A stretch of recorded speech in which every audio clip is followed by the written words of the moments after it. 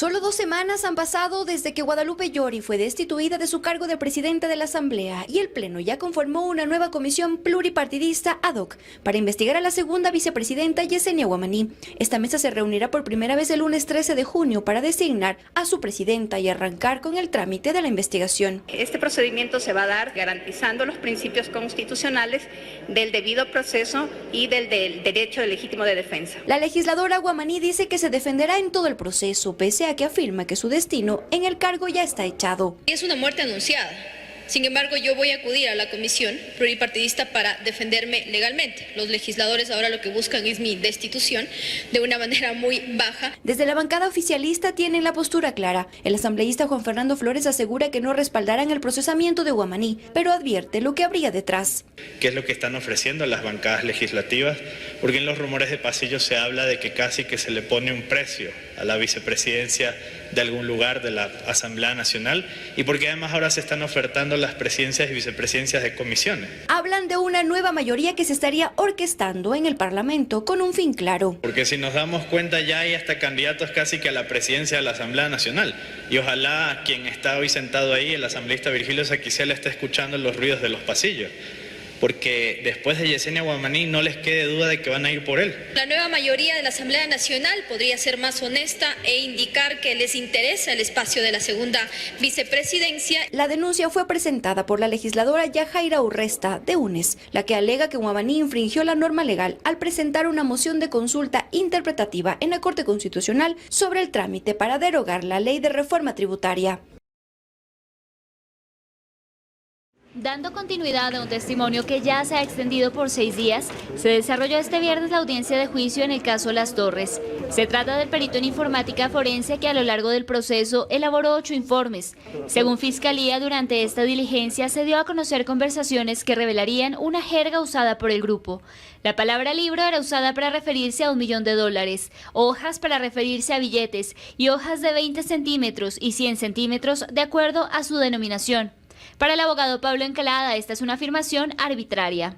Porque en ningún momento se ha hecho referencia a esto como sinónimos.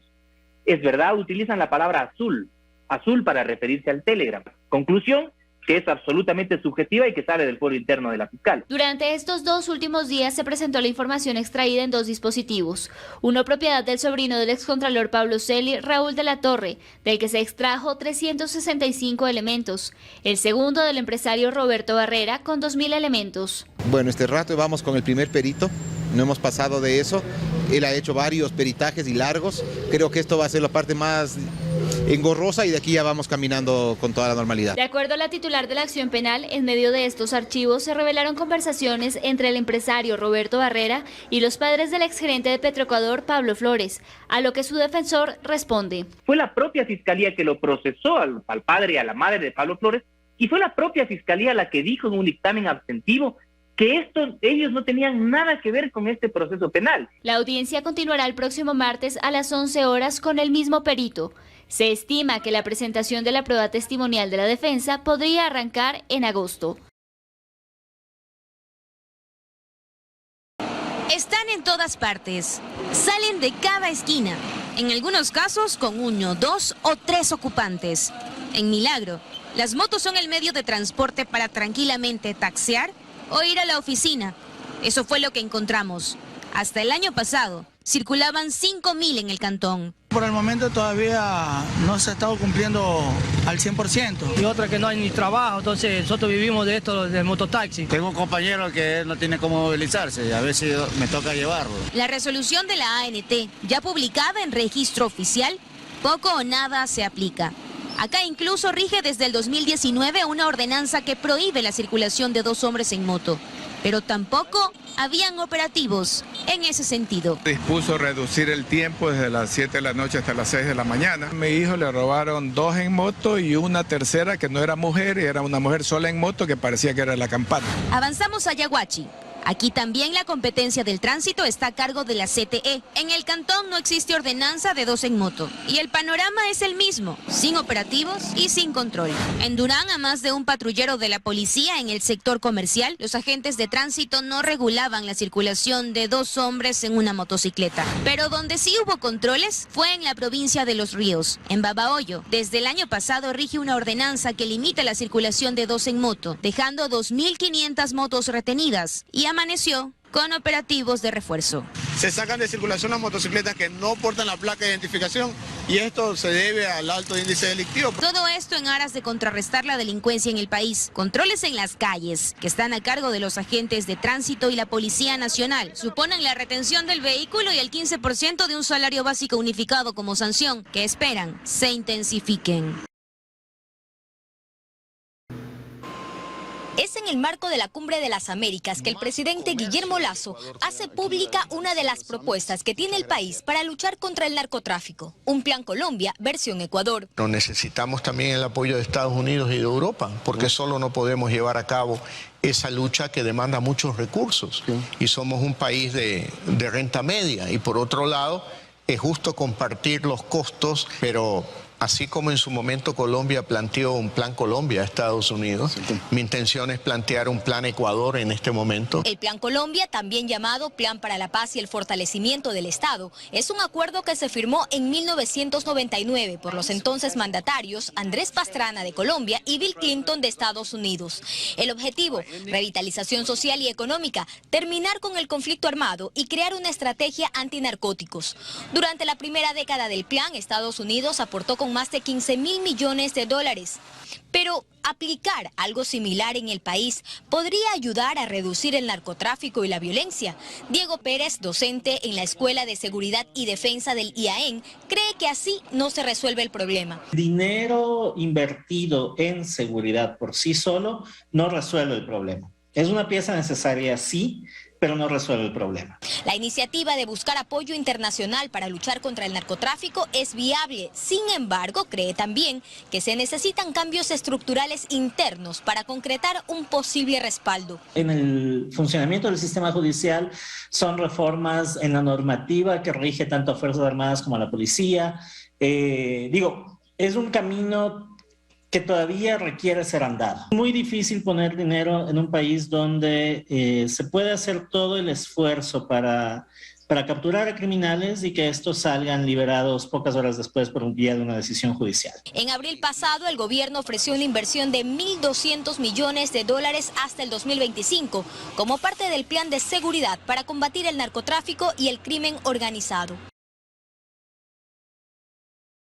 8.6%. Esa es la cifra de la inflación registrada en mayo en Estados Unidos, una nueva escalada de precios que ha venido empujada sobre todo por el fuerte encarecimiento de la energía. Y todo hace pensar en una más que probable subida de medio punto de los tipos de interés por parte de la Reserva Federal. De manera que esta nueva subida de precios sitúa a la inflación como la más alta en los últimos 40 años. Los aumentos más significativos se registraron en alimentos con el 10.1%, gasolina con casi el 48% y vivienda que sube 5.5 puntos. También el sector del transporte notó el aumento en autos nuevos y usados y también en las tarifas aéreas. Aún suenan los ecos de los videos crudos e inéditos presentados por el Comité Congresional que investiga el ataque al Capitolio. Y para los presentes en la audiencia que también estuvieron ese día, no hay lugar a dudas.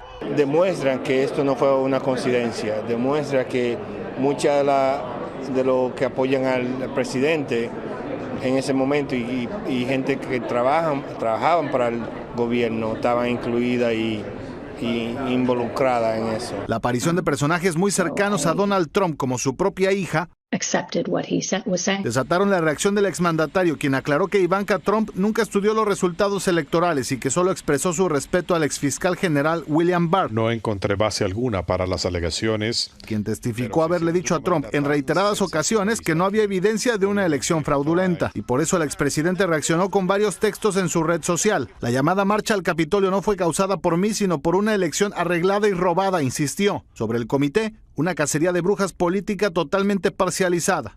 y sobre Barr, que fue engañado y amenazado por los demócratas. La mayoría de los secretarios que van a estar en este tipo de entrevistas, en estos eventos ahorita, están temerosos y sus comentarios que él hizo realmente contradicen mucho lo que originalmente él se veía decir en el pasado. Pero los miembros del comité esperan que ante las evidencias haya consecuencias. En particular, que el Departamento de Justicia levante cargos contra los involucrados, aunque para los republicanos en el Congreso no hay nada que perseguir. Nothing came out of it that we didn't know before, and it didn't change anybody's minds. At the end of the day, this committee is trying to prosecute Donald Trump for crimes that he did not commit. La primera de por lo menos 6 audiencias, una que muchos siguieron de cerca con intensidad, mientras para otros pasó desapercibida. No la vi. La verdad no la vi. No la vi. No la he visto todavía. Definitivamente era importante de que la gente se viera lo que está pasando y vieran los otros videos. La próxima audiencia será el lunes, enfocada en la desinformación que llevó al ataque, y ya se adelanta como testigo a un ex editor de Fox News que fue crítico con la cobertura de su cadena.